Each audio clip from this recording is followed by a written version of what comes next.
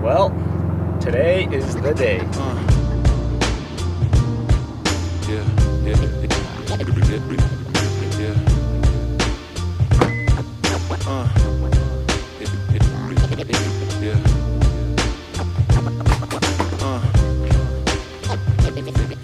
2025 WRX. I'm not gonna lie, the interior actually is way better.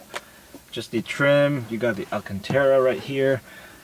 Biggest thing I noticed, these Recaros, huge difference. Like the bolstering is way more aggressive than the ones in the STi. Actually fit way nicer in these seats. Well, it is officially a done deal. So we've officially had the car for just over 3 years. 3 years and 3 months actually. And of course, typical Beamer things.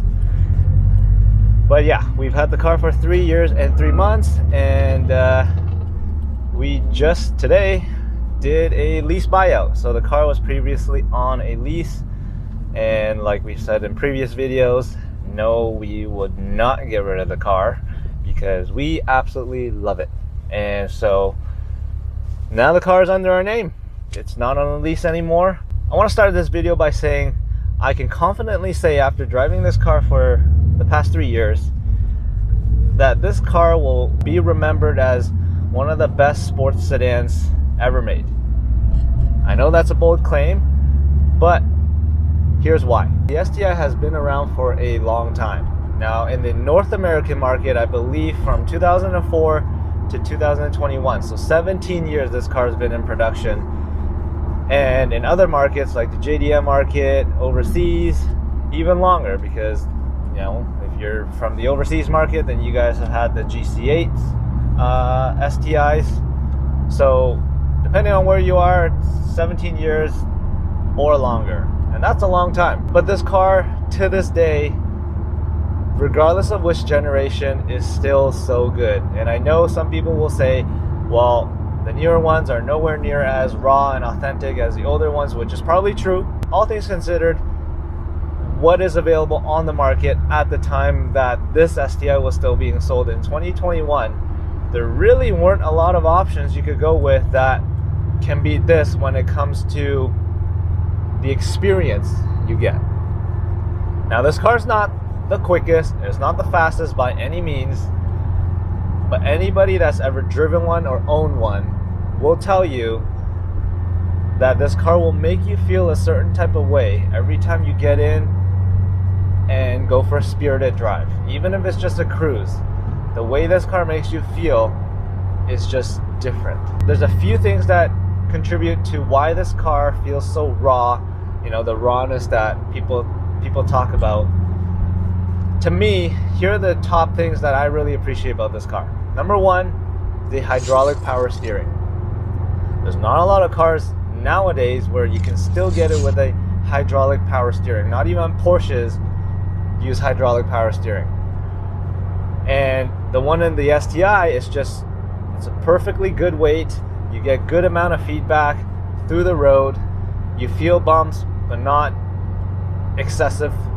You know, just enough where you can get a good feel of the road. And regardless of the speed, you get a good weight to the steering wheel, which I really appreciate, because if you look at comparable cars, there's no other car like a Focus RS, the Type R, Golf R. I don't even think the Evo, I could be wrong, but maybe except the Evo, all the other ones had an electric power steering, whereas the STi kept the hydraulic power steering this whole time. Number two, a mechanically linked shifter. Now, there's a lot of cars nowadays that have a cable link shifter, and to be honest, in my opinion, I just feel like cable link shifters do get a lot of that rubbery feel, whereas the STi, it just feels notchy. The same thing with a Type R. People rave about Honda shifters because it's just so good. And when you have it mechanically linked, it just, you get the noise, you get the clunking, and not in a bad way, but the clicking, and it's just good. Number three, which I think it's an underrated feature on this car, is that it still has a manual handbrake. In 2021, this car still had a manual handbrake. And to me, when you talk about a car with a amazing driving experience, I think a manual handbrake adds to that. Not to mention, God forbid, if something were to happen, like if you drive it in the winter, a manual handbrake can really come in handy and potentially be a lifesaver if you do happen to lose control of the car. I just don't see how you could do that with a electronic handbrake.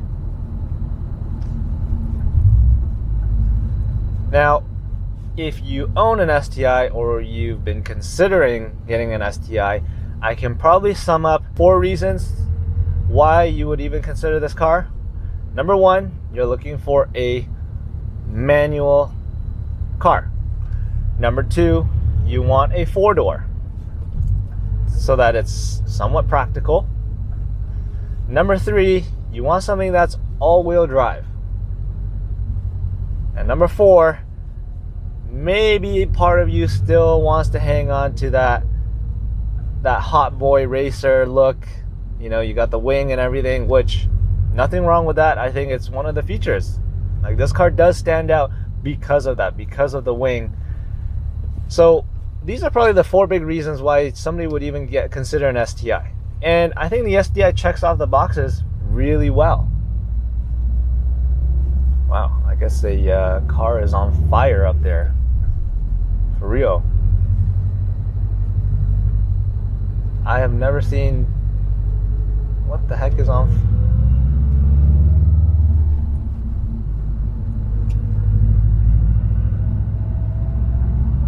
I have never seen a U-Haul trailer wheel on fire. So currently on this car we have not a whole lot done to it, but enough to enhance the driving experience. Now, we do have a long list of mods that we've yet to do. So there's still a lot to do on this car. But so far we have a Grimspeed unresonated catback exhaust. We are lowered on Fortune Auto coilovers with Veris Engineering lower control arms. We are on the T37s. And aesthetics wise, we have just the OEM STi lip kit all the way around, and vortex generator, like nothing crazy. But everything we've done has just made the experience driving this car that much better. And one thing I learned in the last 3 years of owning this car is really how important it is to just mod it slowly. I know sometimes even myself, I get really anxious and impatient and want to just throw a bunch of mods, but I'm actually really glad that we took 3 years to take the car to where it is now, because every single part that we put on, we have been able to tell a noticeable difference and been able to identify what does it actually do. And so I think moving forward, any car that we have, any project that we have, we're gonna build it the same way, because I think that's the best way. First of all, get a baseline of what the car's like stock. So when we do put power mods, we actually know what the difference is.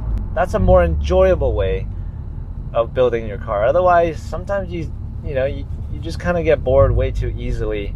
You finish everything you want to do within 6 months, and it's like, now what? Onto the motor.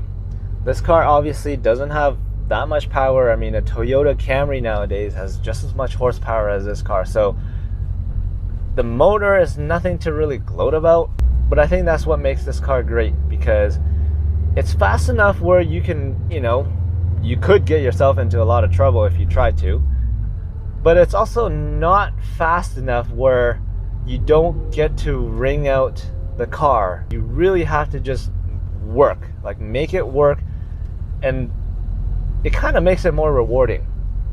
And so in that sense, I'm really happy that Subaru kept the motor the way it is. Yeah, people complain that it's a dinosaur, it's been around for 17 years, 20 years, but hey, I think Subaru did a really good job. Some people might say it's not reliable with the ringlets and the pistons, but at the end of the day, I do think it comes down to maintenance. Every car will have its faults, but if you maintain it well, if you treat it well, I think this car can actually last. There's plenty of people with STIs that are over 300,000 kilometers on the stock motor. So I think it can be done. It just comes down to how you take care of it. Now when it comes to the interior, again, Subaru didn't really give us all that much, right? We have our conventional speedometer and our tach, and then a little screen at the front to give you your speed and your SI drive. And then you have a multifunctional display up top, which gives you a little bit of information if you want to see the boost gauge or your fuel economy or the clock. And then on the 2018 and up, you got Apple CarPlay, finally. Don't even have wireless charging. We don't have wireless Apple CarPlay. We don't even have a lot of the safety features that comes with a lot of cars, like how the Type R would have their own Honda sensing, adaptive cruise control, whatever. Subaru didn't give us any of that. But I actually think that's a good thing, because there's less things to worry about, less things to go wrong, and the way the car is, it kind of ages really well. If I were to sum up the interior of the STi, I think Subaru gave us just enough to keep us happy, but not enough to wow us. That's how I would sum up the interior of the STi. It's pretty bare bones, but I think Subaru knew you don't buy this car for the interior. You buy this car to have fun. And that's one of the best things about this car, is that it makes you feel. It's all about the driving experience. It's not about the speed. It's not about how quick you can corner. It's purely just about putting a smile on your face when you do drive it, when you do push it hard. And if you have a chance to, find a clean one that's not molested, hopefully well maintained, for a good price. I would seriously have one in your garage, because this car is amazing. And I think this Subaru STi is the perfect Goldilocks car for us, because it does everything that it needs to do well, and everything that it doesn't do well is also what makes this car great. And I love that about this car. Not to mention, you can never get tired of the Subi rumble. Never. How could you ever get bored of that sound? This car is so good.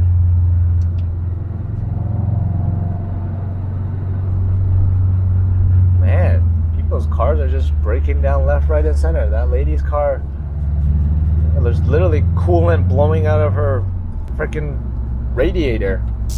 Well, thanks for watching. Comment down below if you do have an STi, how long have you had it for, and what's the one thing you love most about it?